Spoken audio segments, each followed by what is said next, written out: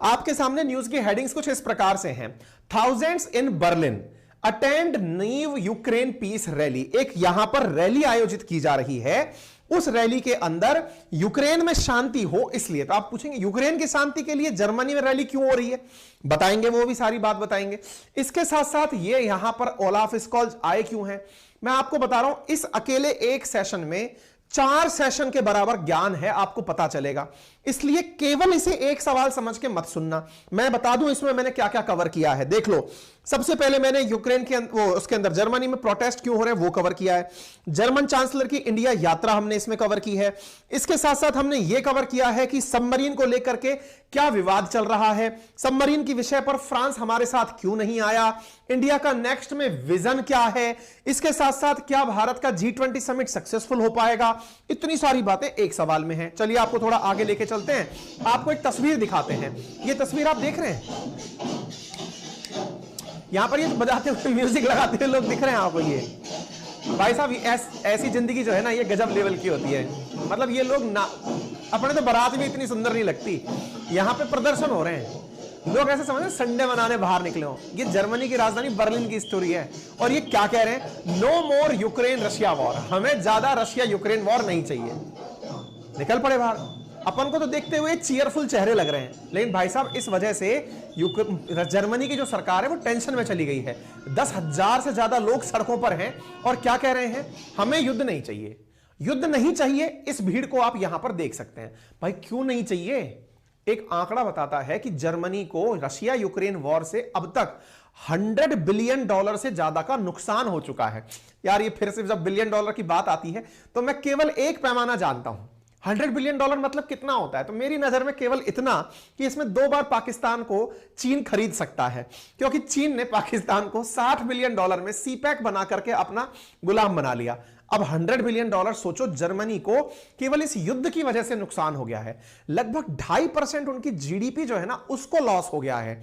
Inflation बढ़ गई है, तमाम चीजें हुई हैं। लोग प्रदर्शन में बाहर आए हैं कि प्रदर्शन किस बात का, रूस के विरोध का कर रहे हैं या यूक्रेन के विरोध का कर रहे हैं, किसका, अपनी सरकार के विरोध का। क्यों भाई अपनी सरकार का विरोध क्यों कर रहे हैं, इन लोगों का मानना यह है कि इनकी सरकार ने इनडायरेक्टली लियोपोल्ड 2 नामक टैंक देकर रशिया यूक्रेन युद्ध के अंदर एंट्री ले ली है।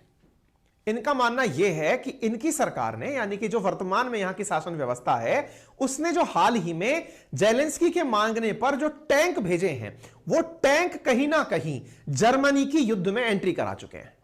और हम युद्ध में एंटर नहीं होना चाहते। क्यों नहीं होना चाहते, क्योंकि 2 बार विश्व युद्ध हुआ है और दोनों ही बार जर्मनी के ऊपर ठीकरा फूटा है। 2 बार कब, 1914 से 18 के बीच में हुआ, जर्मनी सेंटर में था। 1938 में जो सेकेंड वर्ल्ड वॉर शुरू हुआ, जर्मनी सेंटर में था। वो नहीं चाहते कि तीसरी बार का भी ठीकरा उन्हीं के ऊपर फूटे कि लो भाई तुम्हारे कारण विश्व युद्ध हो गया, क्योंकि लियोपोल्ड 2 टैंक इनके द्वारा दिया गया है। अब खबर क्या है, इस बीच में 2 दिन के लिए 25-26 के लिए जर्मन के चांसलर इंडिया आए हुए थे। प्रधानमंत्री से बात कर रहे थे कि महाराज कुछ तो करो, इस युद्ध को शांत कराने के लिए कुछ करो। हमने पूछा अब क्यों आए हो, हमने तो मार्च में विदेश मंत्रियों की बैठक बुलाई है, आप क्यों आ गए। इनने कहा देखो हम चीन गए थे। बोले हमको पता है बेटा तुम चीन गए थे, चीन जाके हम कहे थे चाइनीज सरकार से कि युद्ध रुकवाइए। चीन जब गए थे तो शी जिनपिंग कहे थे कि हम पुतिन को आगाह करना चाहते हैं कि न्यूक्लियर बम नहीं फोड़ोगे, बाकी तुम्हें जो फोड़ना है फोड़ो। पुतिन मान गए थे, न्यूक्लियर बम की धमकी देना बंद कर दिए थे। लेकिन मोदी जी आपसे गुजारिश है, आप युद्ध शांत करा सकते हैं। बोले आहा हम तो पहले ही किए थे। बोले क्या पॉलिसी है आपकी, हमारी पॉलिसी है DPP, डिप्लोमेसी पीस। और हम जब डिप्लोमेसी और पीस की बात करते हैं तो हम यह भी बात करते हैं कि आप मिलकर के डिप्लोमेटिक तरीके से एक साथ बैठकर पीस की बात करें और एक दूसरे को समझाएं, यानी कि एक प्रकार से नेगोशिएशन लेवल पर बात करें, तब जाकर के इंडिया रशिया और यूक्रेन के रिश्ते बहाल हो पाएंगे। हमने तो पहले ही कहा था आपसे ऐसा करिएगा। बोले हमें भी रियलाइज हो रहा है आप सही थे, चूंकि आपको मंच मिलने जा रहा है, कृपया करके इसका फायदा लें। आप G20 के अध्यक्ष बनने जा रहे हैं। इंडिया ने कहा पता है हमें, हम अभी भी आपसे कह रहे हैं दुनिया में बिना डायलॉग के कुछ संभव नहीं होगा। बोले चलिए आगे बढ़ते हैं।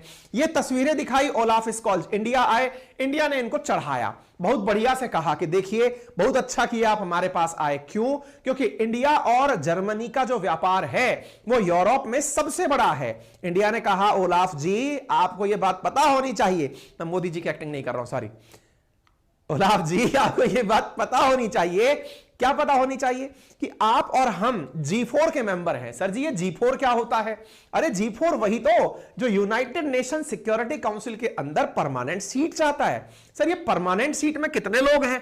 ऑलरेडी 5 हैं। कौन है? 4 तो सेकेंड वर्ल्ड वॉर के विनर हैं और एक चीन को साथ में घसीट लिए थे कि तुम सबसे ज्यादा आबादी रखते हो। हम लोग 4 G4 मेंबर हैं। कौन कौन है? इंडिया वाले, जर्मनी वाले, ब्राजील वाले। कमेंट बॉक्स में बता दो चौथा कौन है, ताकि हमको भी पता चल जाए कि आप कितना अवेयर है। G4 वो कंट्रीज का समूह है जो यूनाइटेड नेशन सिक्योरिटी काउंसिल के अंदर परमानेंट मेंबर चाहता है। जर्मनी चूंकि युद्ध हारा था, यूरोप की सबसे बड़ी अर्थव्यवस्था भले ही क्यों ना हो, लेकिन वो यूएनएससी का परमानेंट मेंबर नहीं है। इंडिया को साथ रख के वो भी ये विजन देखता है। इंडिया ने कहा साथ रहोगे तो फायदे में रहोगे, कायदे में रहोगे तो फायदे में रहोगे। तो भाई साहब यहां पर इनकी यात्रा करके इनको समझाया गया। इनने कहा साहब सरकार से निवेदन है, आप लोगों ने अभी एरो शो लगाया था, उसमें पता चला कि आपने अपना प्लान बनाया है 2025 तक $5 बिलियन का सामान एक्सपोर्ट कर दोगे, कुछ ऑर्डर हमें भी दे दो। हमने सुना है कि आपके टाटा वाले जो हैं वो खुश कर दिए हैं। बोले किसको? जापान है, बिल्कुल सही। अमिया, नवनीत, राजेश, आंचल, अक्षय, प्रतीक, आदित्य, बहुत सही। G4 के अंदर 4 देश। देखो भैया बात ऐसी है, ये कहानी में जो मैं पॉइंट बोलता चला जाता हूं ना, इन्हें लिख लिया करो, प्रफुल्लित मत हुआ करो कि भैया मजा आ गया, सर ने मजे दे दिए। मजा नहीं आ रहा है, मैं फैक्ट दे रहा हूं आपको, फैक्ट लिखते हुए चलना है। क्या भाई सर ने ये लाइन बोल दी है, लिख लेना है। कहानी में हमने पेरो रखा है बस इसको, ठीक है। आगे बढ़ते हैं साहब। तो सर एक बात बताइए, हम कहां थे? हम भूल गए यार, कहां थे गुरु हम? हाँ, एरो शो के अंदर थे। तो एरो शो के अंदर क्या हुआ था? तो एरो शो के अंदर हमने ये कहा था कि भाई साहब टाटा से हम आए थे, टाटा वालों ने खुशी दी थी अमेरिका वालों को, फ्रांस वालों को, यूके वालों को। इंडिया से कहा रशिया वालों ने, आपने खुशियां उनको बांट दी। एक काम करो, हम अपना सुखोई जो सुपर जेट 100 लोगों को बिठाने वाला है वो आपके साथ बना दें। सबको लग रहा है इंडिया बहुत पैसे वाला है, इनके पास चलिए और इनसे बहुत ज्यादा धन कमा के आ जाइए। तो इस बार सीधी यात्रा ओलाफ स्कॉल्ज ने स्वतः ही कर दी। क्योंकि देखिए ध्यान से समझिएगा, इंडिया ने अभी इन दिनों सबको खुश कर रखा है। टाटा ने ऑर्डर देकर अमेरिका, फ्रांस, ब्रिटेन, इनके लोगों को रोजगार दे दिया है। इंडिगो ने 500 पहले से ही विमानों का ऑर्डर कर रखा है। रशिया वाले खुद चले आए हैं कि हम आपके HAL के साथ मिलकर के यहीं पे फाइटर जेट बना लेंगे, हम यहीं पर बिठाने वाला जहाज बना। सब राजी हैं। लेकिन इसी बीच में ये जो अपने वाले ओलाफ स्कॉल्ज हैं, इनने कहा हमारी तो कहीं चर्चा ही नहीं थी इसमें, हम क्या करें। ये खुद चले आए। इनने कहा सुनो सुनो सुनो सुनो, आपने हवाई जहाज की बातें करी ना सबसे। बोले हाँ, हमसे सबमरीन की कर लो, हम सबमरीन देंगे आपको, सबमरीन बनवा लो हमसे। इंडिया ने कहा ओके माय डियर फ्रेंड, लेकिन आपको इंडिया में मेक इन इंडिया करना पड़ेगा। सर टेक्नोलॉजी नहीं देंगे हम। बोले सुनो बात ऐसी है, टेक्नोलॉजी ना देने पर हमने फ्रांस को वापस भेज दिया। टेक्नोलॉजी चाहिए, हमें आत्मनिर्भर होना है, अपनी सबमरीन बनाएंगे। 2047 के बाद भारतीय सेना कोई सामान बाहर से नहीं खरीदेगी। 2047 तक हम सारे खाने चित कर लेंगे। देश की आजादी की जब 100वीं वर्षगांठ मन रही होगी, हमारा देश पूरी तरह आत्मनिर्भर होगा, चाहे फ्यूल के बेसिस पे हो, चाहे मिलिट्री के बेसिस पे हो। ऐसे ही थोड़ी विश्व की सुपर पावर वापस बनना है भाई। ओके, तो अब टेक्नोलॉजी के नाम पर चर्चाएं हो रही हैं। तो एक तरीके से ये इस कारण भी आए, बहुत सारे कारण हैं। चलो थोड़ा आगे चलते हैं। आपको याद होगा हमने 1 साल पूरे होने पर एक अवसर पे अपने अंकित इंस्पायर इंडिया पे एक सेशन किया था कि दुनिया भर के विदेश मंत्री इंडिया पहुंच रहे हैं, जिनमें अमेरिका और रूस वाले भी आ रहे हैं। ये आकर करेंगे क्या? गुफ्तगू करेंगे कि साहब इस युद्ध को शांत करो, भारत पर प्रेशर बनाएंगे। क्या प्रेशर बनाएंगे? कि आप कोशिश करो कि आप रूस का विरोध कर सके। इंडिया ने कह दिया हम ऐसा नहीं करेंगे। यूक्रेन के जेलेंस्की कहते हैं कि अब 2023 में हम युद्ध को जीतेंगे। भैया तुम कैसे जीत लोगे? हम तो मुखौटे हैं, बोले मतलब कहना क्या चाहते हो, आप खुद नहीं लड़ रहे हो, आपको पैसा मिल रहा है दुनिया भर का। कारण कैसे पता चला? क्योंकि जर्मनी ने हाल ही में आप ही को भेजने के लिए लियोपोल्ड 2 जो बैटल टैंक है वो आप ही को तो भेजने की बात की थी। इससे आपको लग रहा है कि आप युद्ध जीतेंगे। आपको जो टैंक मिल रहे हैं उन टैंक की विशेषता सबको पता है कि जो लेपर्ड 2 है असल मायने में वो जर्मन का टैंक है और वो टैंक काफी भयानक टैंक है। असल में इस टैंक की विशेषता यह बताई जाती है, जर्मनी के द्वारा निर्मित टैंक जिसको हाल ही में जर्मनी ने यूक्रेन को देने का वादा किया है, उसकी कहानी क्या है कि यह रशिया के जो बंकर बने हुए हैं उनको फोड़ सकता है। और बंकरों को फोड़ सकता है इसका मतलब है कि सीधा सीधा नुकसान पहुंचा सकता है। और दूसरी बड़ी बात, चूंकि यूरोप में बन रहा है तो यूक्रेन में उसका सामान तुरंत पहुंचेगा, ट्रेनिंग तुरंत हो जाएगी, स्पेयर पार्ट्स तुरंत मिल जाएंगे। तो लेपर्ड 2 की इन्हीं खासियतों से प्रेरित होकर, हमने इस पे पहले भी सेशन किया हुआ है, यूक्रेन आशान्वित है कि इसे युद्ध जीतने का मौका मिल जाएगा। ऐसी स्थिति में हमने एक आंकड़ा खंगाला जिसमें पता चला कि सबसे ज्यादा यूक्रेन को सैन्य मदद किसने दी? आंसर निकला अमेरिका का। उसने $46 बिलियन की अब तक मदद दी है। लेकिन जर्मनी भी पीछे नहीं था, $2.5 बिलियन की यह भी मदद दे चुका है। यूक्रेन कह रहा है कि हम युद्ध जीतेंगे, लेकिन जनाब जर्मनी की इसी मदद का तो असल में जर्मनी में विरोध हो रहा है। जर्मनी के लोग प्रोटेस्ट करने सड़कों पर उतरे हुए हैं और वो कह रहे हैं कि आपने मदद के नाम पर टैंक भेजकर आपने यह मैसेज दे दिया है कि युद्ध में जर्मनी शामिल है। 10,000 से ज्यादा लोग इसलिए यहां पर शामिल हुए। उन्होंने कहा कि यूक्रेन को हथियार देने का जो आप काम कर रहे हैं इसे इमीडिएटली रोकें, हम इसका विरोध करते हैं। और इस कारण से जर्मन सरकार के जो शीर्ष अधिकारी हैं उनके हाथ पांव फूल गए, क्योंकि इस समय ओलाफ स्कॉल्ज वहां है नहीं और वहां पर प्रोटेस्ट शुरू हो गए हैं। यह प्रोटेस्ट की अब आपको वैल्यू समझ में आ गई होगी, लोगों का सड़क पर खड़ा होना आपको समझ में आ गया होगा। इसके पीछे लोगों ने ऐसी मंशा जाहिर क्यों की?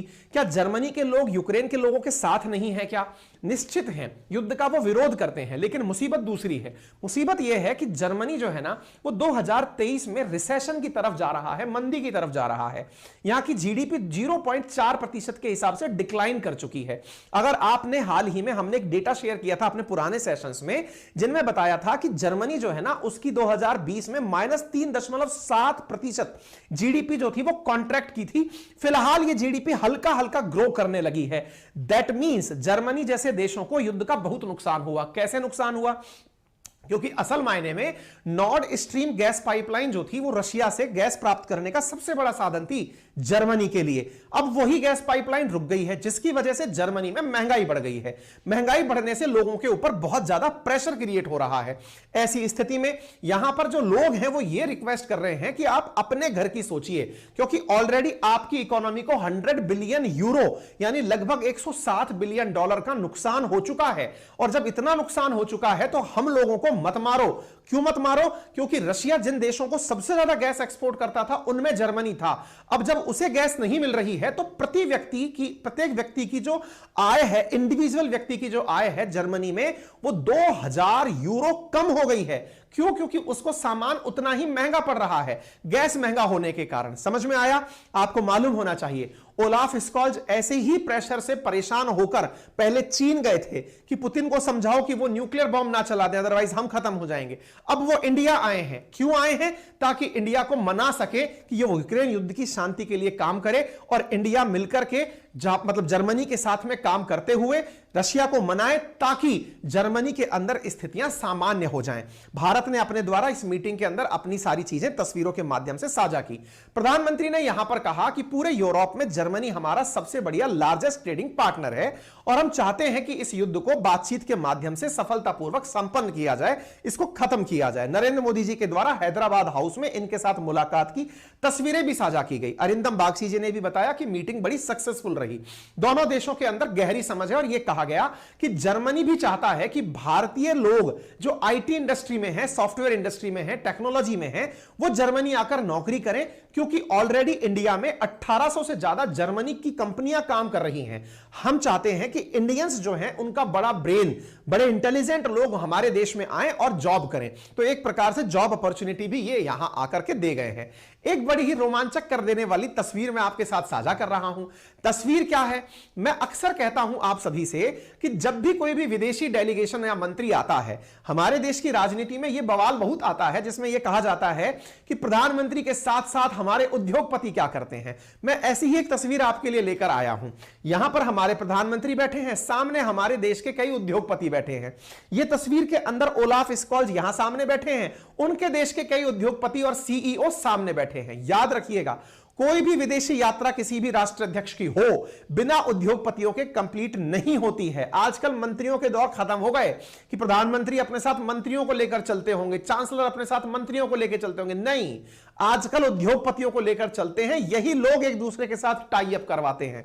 यह तस्वीर उसी की एक निशानी है, आपको समझ में आना चाहिए।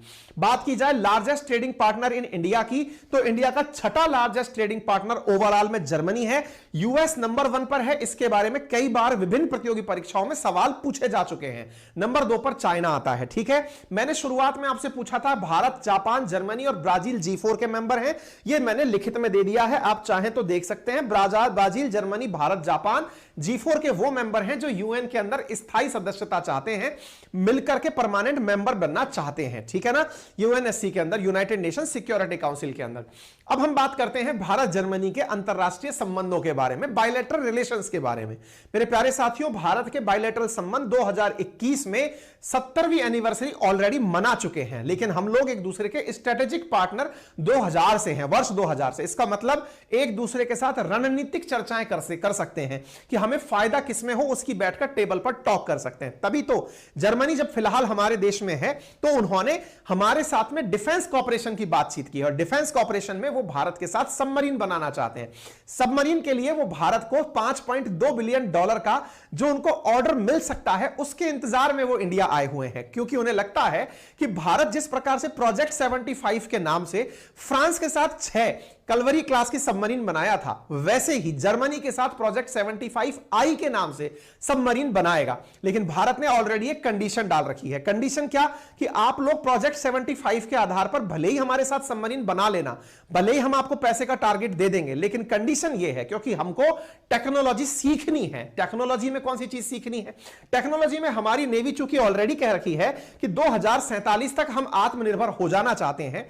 ऐसी स्थिति में इंडिया ने फ्रांस से यह कहा था कि प्रोजेक्ट 75I हम शुरू करेंगे आपके साथ, सबमरीन का निर्माण हम करना चाहते हैं, लेकिन याद रखिएगा हमें आपसे वो टेक्नोलॉजी चाहिए। कौन सी टेक्नोलॉजी चाहिए? जिसके अंदर आपका जब सबमरीन पानी की गहराई में हो तो बैटरी बिना ऑक्सीजन के चल सके, हमें वो टेक्नोलॉजी चाहिए। ऐसी स्थिति में इन लोगों ने थोड़ा किनारा कर लिया। हम AIP टेक्नोलॉजी चाहते हैं, एयर इंडिपेंडेंट पावर टेक्नोलॉजी चाहते हैं सबमरीन के अंदर फ्रांस से। फ्रांस की कंपनीज को लगा भारत अगर ये चीज सीख गया तो मजगांव डॉकयार्ड में तो ये ऑलरेडी सबमरीन खुद से बना रहे हैं, टेक्नोलॉजी सीखने के बाद तो ये खुद से ही सारी सबमरीन बना लेंगे। हालांकि जर्मनी सोचता है कि अगर ये टेक्नोलॉजी देकर के भी पैसे कमाए जा सके तो इंडिया से पैसे ले लिए जाएं।